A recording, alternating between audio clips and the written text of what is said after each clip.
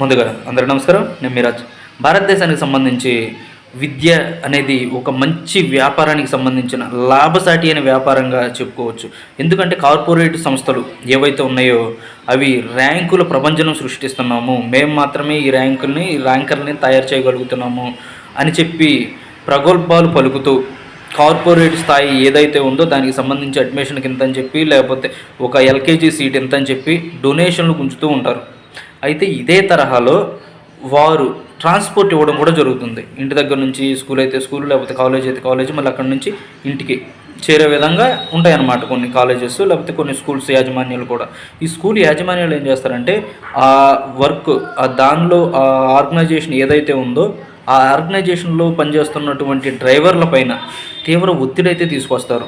నువ్వు 5 నిమిషాలు లేట్ వస్తున్నావు ఎందుకు, లేకపోతే నువ్వు 10 నిమిషాలు లేట్ వస్తున్నావు ఎందుకు అని ఆ విధమైన ఒత్తిడి తీసుకురావడం వలన ఏమవుతుందంటే ఆ డ్రైవర్లు ఆ ఇన్ టైంలో కాలేజ్లోనో లేకపోతే స్కూల్లోనో వెళ్ళాలి, విద్యార్థులను చేర్చాలి అన్న ఉద్దేశంతో స్పీడ్ పెంచడం వలన కావచ్చు, లేకపోతే టర్నింగ్లో స్పీడ్ కంట్రోల్ అవ్వకపోవడం వలన కావచ్చు, వేరే ఏ విధమైన ఒత్తిడి వలనైనా కానీ కొన్ని యాక్సిడెంట్స్ అయితే అవుతున్నాయి. దీని మూలంగా చివరాఖరికి నష్టపోయేది ఎవరంటే తల్లిదండ్రులు, విద్యార్థులు.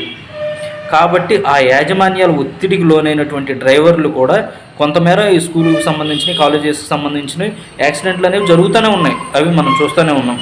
అదే తరహాలో ఈరోజు ఒక యాక్సిడెంట్ అయితే జరిగింది.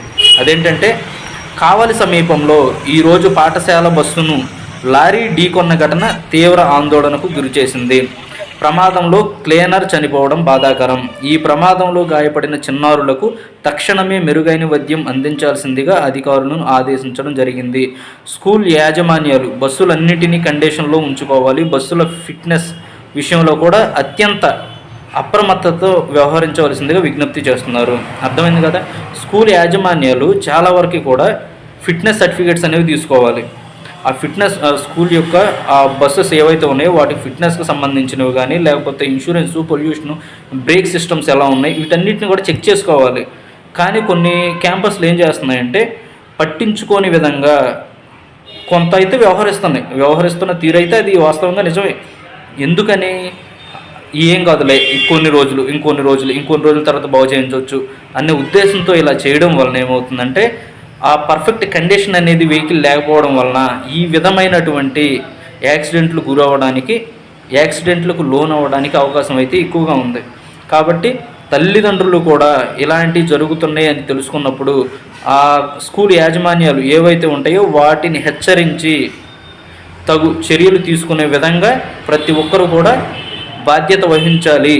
ఎందుకంటే అక్కడ నష్టపోయేది కార్పొరేట్ సంస్థలు కాదు, లేకపోతే పిల్లలకి ఏదైనా జరిగేప్పుడు బాధపడేది తల్లిదండ్రులు. కాబట్టి తల్లిదండ్రులు ప్రతి ఒక్కరు కూడా తాము ఏ ఆర్గనైజేషన్లో అయితే చదివిస్తున్నామో ఆ ఆర్గనైజేషన్ పైన ఒత్తిడి తీసుకొచ్చైనా సరే బస్సులు కండిషన్లో ఉన్నాయా లేదా అని చెక్ చేసుకోవాల్సిన బాధ్యత ప్రతి ఒక్కరిపైన ఉంది.